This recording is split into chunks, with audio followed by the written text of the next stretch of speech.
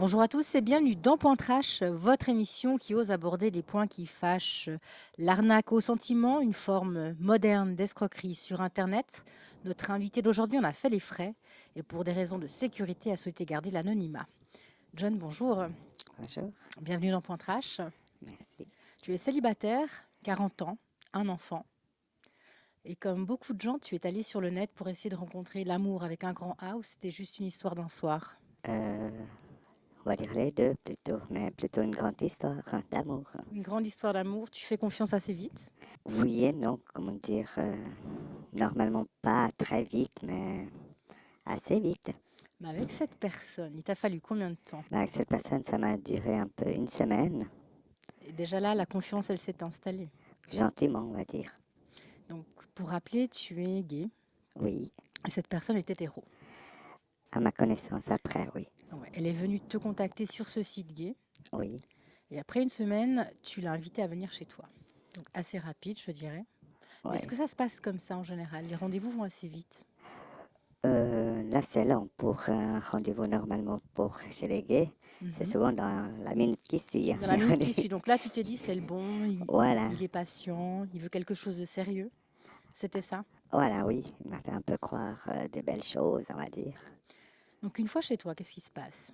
Bah, il est arrivé à la maison, je lui ai offert un café, on discutait, il me faisait rire et tout. Et puis souvent, bah, dans les milieux un peu gays, bah, on va passer un peu Aux au choses lit, aux sérieuses. choses, voilà, sérieuses, on va dire. Tout s'est bien passé.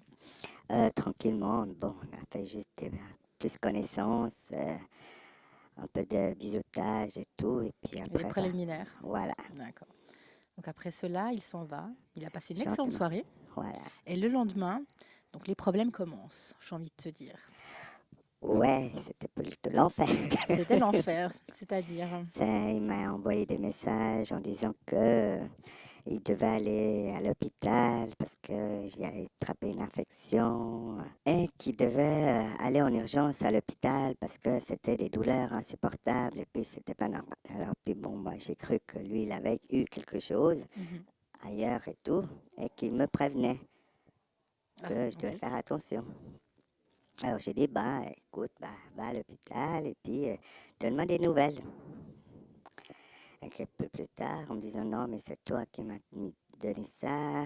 Donc tu l'aurais contaminé, c'est ça? Voilà, Mhm. je l'aurais contaminé, soi-disant, et puis qu'il a dû aller au CHUV, ouais, c'était ça, à l'hôpital, et que c'était une infection, qu'il devait prendre des antibiotiques, des trucs vraiment médicaments, pardon, et lui, il vivait pas ici, et qu'il n'avait pas d'assurance, et que tout était à mes frais. Et donc que c'est moi qui l'a contaminé. Et toi, alors, donc, dans ce cas, tu réagis comment? Tu dis, ok, je vais t'aider à payer. Tu Bah, ressens un petit peu déjà là qu'il y a de là, il y l'arnaque. avait déjà un peu, c'était plutôt de l'agressivité en fait. Mhm. Parce que moi, je disais, mais c'est pas possible que ce soit moi, parce que ça se met pas tout de suite les infections. Mhm. Et c'est là que vraiment, oui, moi, je veux pas de problème, j'ai une femme, et puis je veux pas que ma femme sache que j'ai attrapé ça à cause de toi. Et puis, et puis en plus, moi, j'ai même pas d'assurance, alors il faut que tu me payes les frais d'hôpital. Et puis c'est là qu'il a commencé à me dire, ouais, je vais débarquer chez toi. Là, il y avait ton adresse, Oui, donc là, ça craint. bah oui, comme il est venu le soir avant. Oui. Alors, ouais. Et puis, il fallait que je lui donne 200 balles. Parce que ça a coûté 200 francs, tous les trucs de médicaments. Puis moi, je dis, mais non, mais c'est pas possible. Je dis, on peut pas payer comme ça directement. Je dis, on n'est pas, je sais pas, comment dire ça. Par exemple, en Asie, tu peux payer l'hôpital directement. Mhm. Et c'est là que tu as senti le piège se refermer sur toi et Oui, que tu t'es fait avoir et que c'était justement de l'extorsion d'argent. Et dans oui, ce cas-là, bah, ils se sont pointés chez toi. oui. Ils ont sonné, ils ont frappé. Et à aucun moment, tu t'es dit, je vais appeler la police. Bah, sur le panique, non, parce que pour moi, la police, ils disent souvent que tant qu'il n'y a pas d'acte, Mhm. il n'y C'est a vrai. rien. C'est toujours classé sans suite Voilà. pour ce genre Et d'histoire, c'est vrai. puis, alors moi, le seul truc que j'ai pu, c'est j'ai réussi à penser tout de suite à appeler mon frère. Oui. qui habite d'ailleurs très loin. Et il a fallu aussi un moment pour venir, ça veut dire une demi-heure, ça veut dire pendant toute cette demi-heure, le gars était derrière la porte. Et il n'est pas venu seul, je crois. Non, il était accompagné, que je voyais par la fenêtre. Il y avait une surveillance quand même. Alors là, ton frère arrive et qu'est-ce qui se passe? Bah, mon frère, il commençait à me dire, maintenant tu descends avec moi, on va les affronter. Et puis il me met derrière lui quand même, parce que les deux, ils voulaient m'agresser, Mhm. en disant que regarde, toi, il avait même des mouchoirs avec du glaire dedans, en disant que regarde tout ce qui est C'était sorti. du dégoût, en fin de compte, Ouais, presque de l'homophobie. oui. Et puis il commençait à m'insulter en me Mhm. disant que j'étais une merde, que je méritais pas de vivre, que mon frère devait avoir honte d'avoir un frère comme moi. Vraiment des trucs injurieux, mais encore, j'ose même pas dire les choses, tellement ça attaque, on va dire. Et puis, bon, j'avais mon frère qui me protégeait, mais comme il dit, mon frère, bah, moi, je peux pas faire grand-chose. Mhm. Donne si tu as cet argent, parce que c'est quand même des gens très violents. Et puis moi, il m'a dit, si je cogne, j'arrive pas à gérer les deux. Mhm. Parce que il y avait aussi quand même ma belle-sœur. Et puis il avait peur aussi que ces personnes agressaient aussi ma belle-sœur. Il m'a dit, moi, je pourrais pas protéger toi et, et ma femme, comment dire. Ouais. Alors c'est ça qu'il m'a dit, bah, donne l'argent. Et puis je vais leur dire deux, trois mots pour qu'ils arrêtent. Et puis on verra la suite. Donc là, tu les as payés Eh oui, et ils sont pas revenus. ils sont pas revenus. Tu as peur aujourd'hui des représailles? Toujours, tu penses à cette personne? Ben, en fait, j'ai toujours son visage dans la tête. Mhm.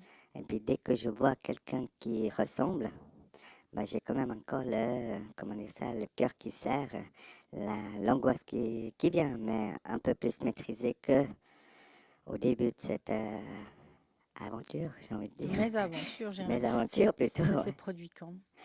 Il y a à peu près 2 ans, je crois. 2 ans et tu vis Ouais. toujours avec ça Oui, au quotidien. toujours. Est-ce que tu retournes toujours sur ces réseaux? Honnêtement, j'essaye de retourner dedans, mais j'ai toujours après cette angoisse qui me revient. Et puis dès que j'ai pas clôturé, refermé, en fait désinstallé ce site de rencontre, Mhm. bah je me sens pas bien. En fait, j'ai l'impression d'être à nouveau être pris, renouveau être harcelé en fait. Est-ce que tu peux comprendre ou concevoir que les gens se laissent arnaquer si facilement au jour d'aujourd'hui? Bah, Les gens sont en manque d'amour, tu penses?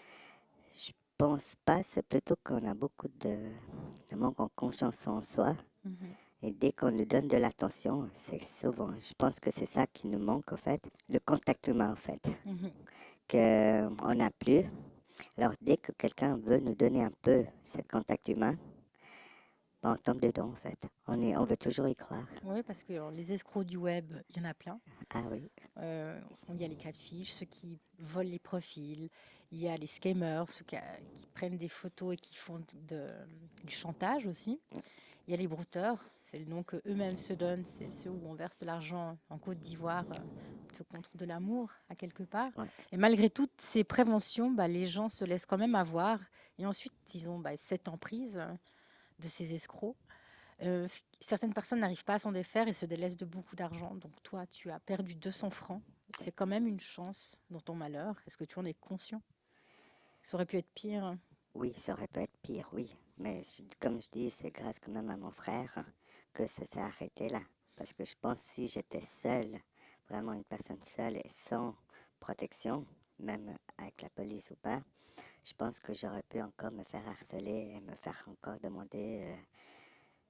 Vous voyez, Oui, c'est ça. Je ça aurait dis recommencé encore et parce qu'ils encore. Et connaissaient voilà, mon adresse, ils auraient pu c'est venir ça. plus souvent, on va dire. Est-ce que tu as un conseil à donner aux gens justement qui sont sur ces sites de rencontres?